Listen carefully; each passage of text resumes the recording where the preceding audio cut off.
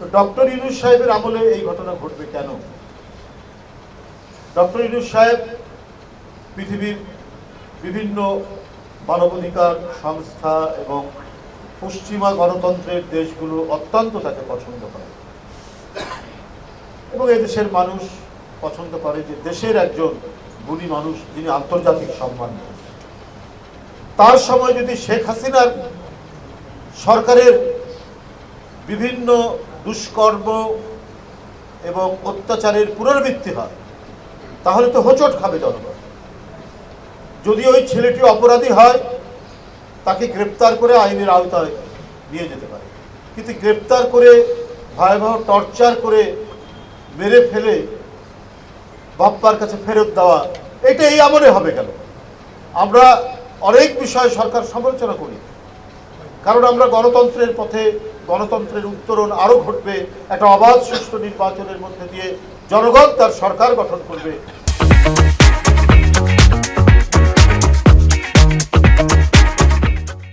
এই একটা পরিবেশের মধ্যে দিয়ে যখন এসছি, যখন একটা ভয়ঙ্কর রক্ত পিপাসু এক দানবকে বাংলাদেশ ছাড়তে বাধ্য করেছে দেশের শিশু, কিশোর, তরুণ, ছাত্র জনতা, সেই দেশে কেন আবার শেখ হাসিনার বিচার বহির্ভূত হত্যার ঘটনার পরিণামী?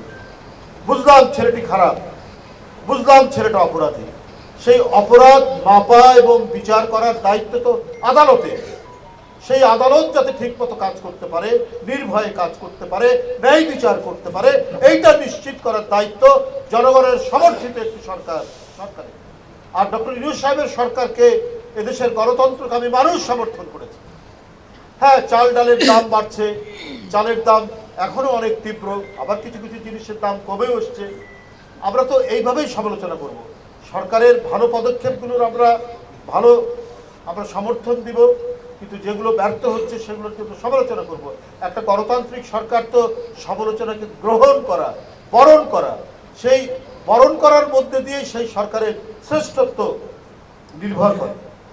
তো ডক্টর ইউনূস নির্বাচিত সরকার না হলেও সমস্ত রাজনৈতিক দলের সমর্থিত সরকার, অর্থাৎ জনগণের সমর্থন আছে, কিন্তু সেই সরকারে আবার হাসিনার আমলের পুনরাবৃত্তি হবে। একজন যুবকর্মী বা যুব নেতা অপরাধী হলেও আপনি তাকে তো পুলিশের মাধ্যমে 24 ঘন্টার মধ্যে আদালতে তাকে পেশ করবেন, কিন্তু তাকে আপনি লাশ করে তার পিতামাতার কাছে ফেরত দিবেন, তাহলে কি লাভ হলো?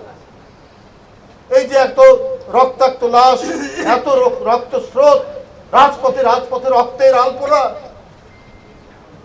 তাও কি আহাদের মতো 5 বছরের শিশু, ফারহানের মতো 17 বছরের কিশোর, মুগ্ধের মতো 18-19 বছরের একটি তরুণ প্রাণ, আবু সাইদ নির্ভীক চিত্তে নিজের শার্টের বোতাম খুলে যে শেখ হাসিনার পুলিশের গুলি বরণ করেছে, এই যে আত্মদান, এই আত্মদান তো একেবারেই ব্যর্থ হয়ে গেল।